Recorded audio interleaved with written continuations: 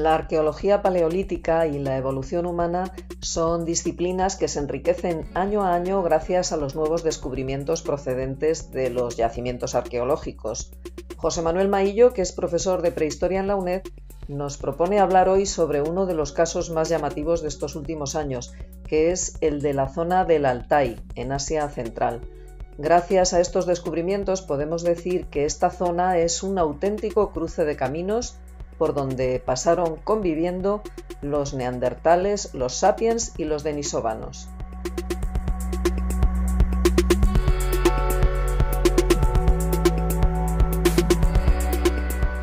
José Manuel Maillo, bienvenido a Sin Distancias. Hola, ¿qué tal? Gracias. Bueno, ¿por qué es tan importante la zona del Altai ruso?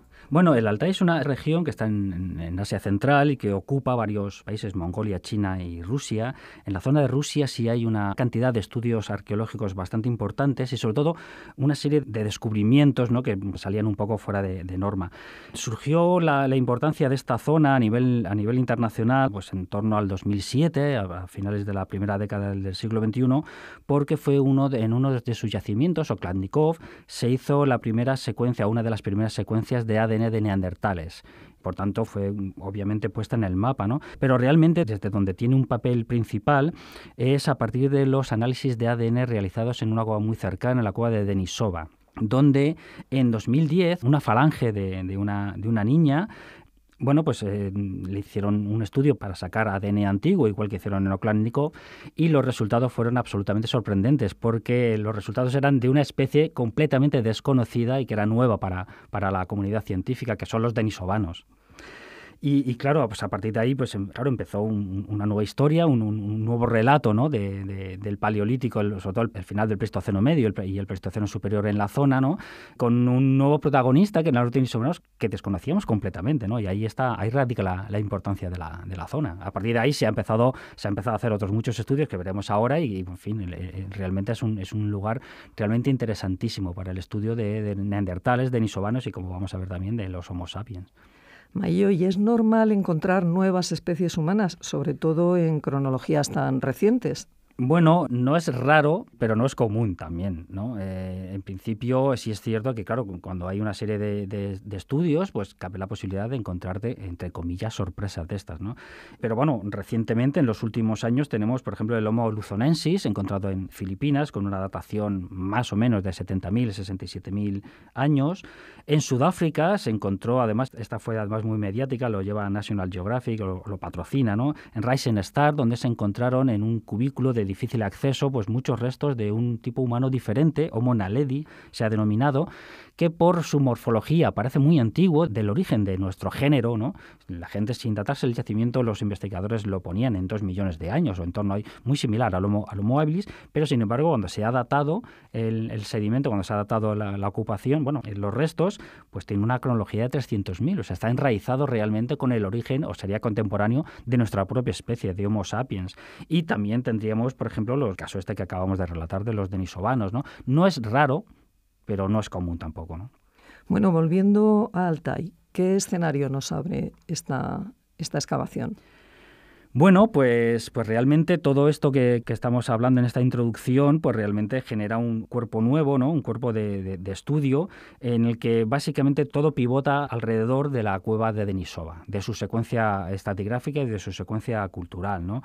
Por lo que sabemos ahora, tanto por restos humanos como por el ADN y la paleogenómica es una técnica que busca ADN en el sedimento, parece ciencia ficción, pero es ciencia, sin ficción, y lo que hace es esto, coger el sedimento y estudiar los restos de ADN que puede haber quedado del trasiego, no solo de los humanos, también se encuentran de otras muchas especies de herbívoros, carnívoros, etcétera, ¿no? Bueno, pues volviendo aquí, a partir de estos estudios arqueológicos, cronológicos y paleogenómicos y de genética, encontramos primero una ocupación de denisovanos en la cueva alrededor de un poquito antes del 200.000 años, que más o menos dura hasta 150.000, donde la cueva es ocupada por neandertales. Y a partir de ahí los neandertales ocuparían la cueva de manera habitual hasta el 80.000, y a partir de los 80.000 años, bueno, más o menos 76.000, 52.000, volverían los denisovanos a ocupar la cueva. Habría una alternancia, ¿no? Esto es lo que se ve poniendo un zoom amplio, ¿no? O sea, viendo el big picture, ¿no? Que llaman, ¿no? La fotografía general. Y luego acabaría pues en torno a 50.000, 40.000, con una ocupación de Paleolítico superior, que bueno, que tiene una industria típica de estos momentos, con una serie de ornamentos, de pulseras, algunos también han salido en prensa recientemente, no porque sean descubrimientos nuevos, sino porque se han hecho estudios nuevos.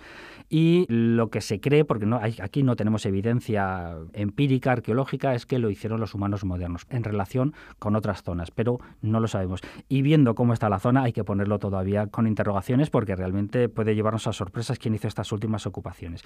Este panorama que acabo de dibujar no lo tenemos que tomar tan al pie de la letra. O sea, el hecho de que encontremos en unos niveles neandertales y en otros niveles denisovanos, en ningún caso implica que unos no estuviesen, sino que simplemente no ha quedado reflejado. Y probablemente la relación entre estas dos poblaciones, porque no creo que lo podamos llamar especies, por lo que vamos a decir ahora, estas dos poblaciones tuvieron que tener una relación mucho más implicada de lo que vemos aquí. Porque, bueno, tenemos un dato absolutamente demoledor a favor de esto, y es que el resto de Denisova 11, que es un individuo de unos 13 años, se le ha hecho también estudios de ADN y se ha podido comprobar que su madre era neandertal y su padre era denisovano. O sea que realmente esta imbricación, este contacto entre las dos poblaciones tenía que ser más habitual de lo normal y además, tenían que tener una convivencia, en este caso, bastante estrecha, ¿no? Por tanto, lo que tenemos también son estos individuos híbridos, ¿no? Sí, neandertal, pero con una alta carga de denisovanos, etcétera, ¿no? Y además, los datos que tenemos de esta madre de Denisova 11 es que tiene la carga genética que tenían los neandertales que estuvieron en Europa del Este en torno a 120.000 años. Por tanto, podemos vislumbrar más o menos estos flujos de población entre los propios neandertales, ¿no?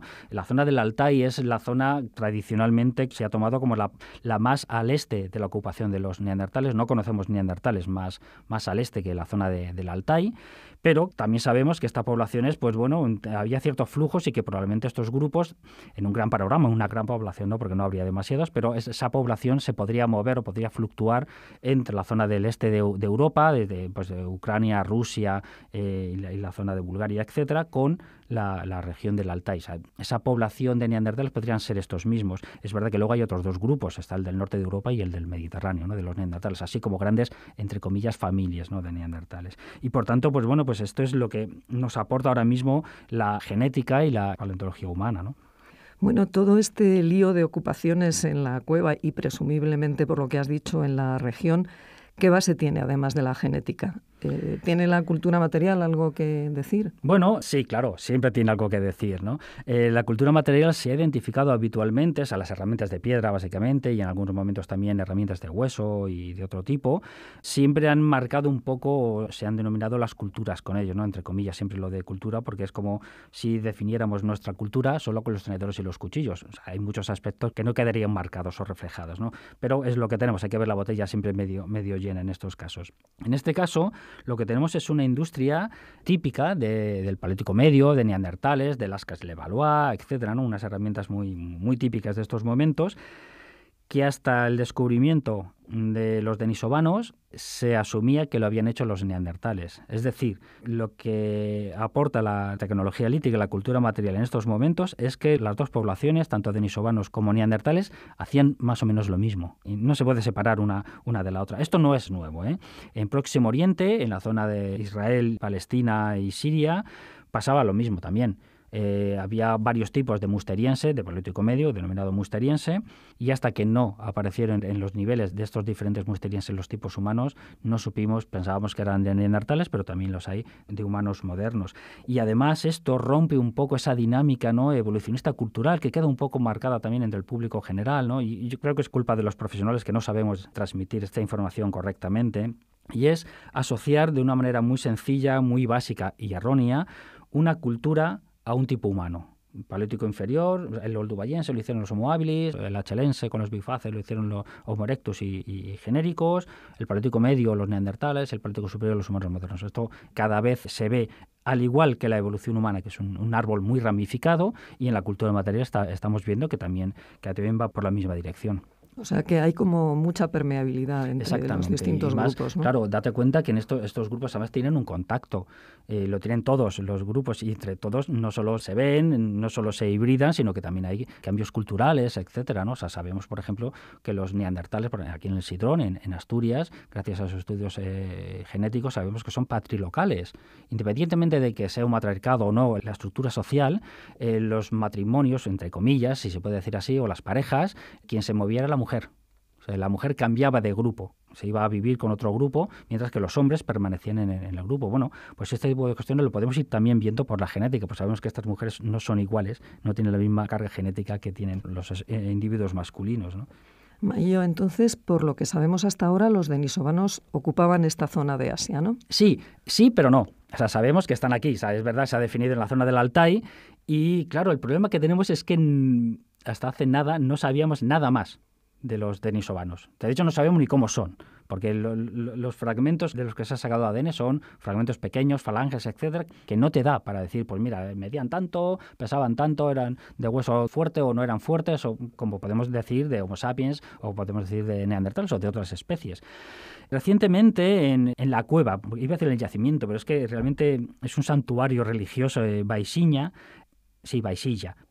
en la meseta tibetana se ha encontrado una hemimandíbula, un fragmento de la mandíbula de un individuo datado hace 160.000 años que podría ser denisovano. O sea, sería el fragmento óseo más grande que tenemos, que es media mandíbula, ¿no? Por así decirlo. Un fragmento de media mandíbula, ni siquiera esto. Y se encontró en un santuario donde creo, según he leído en prensa, no puedo asegurarlo, creo que hasta se le adoraba, una cosa así como si fuera de un mártir de la gente de estos cultos, ¿no?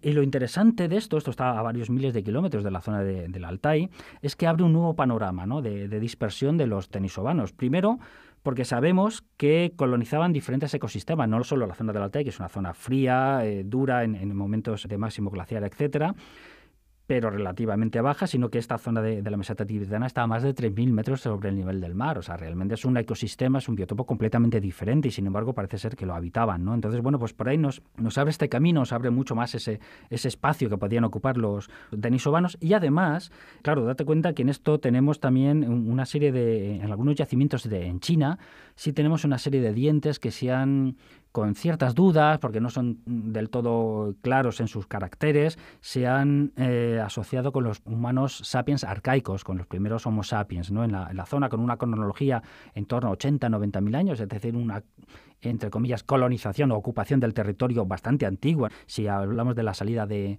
nuestra especie de África, llegaron a China relativamente rápido.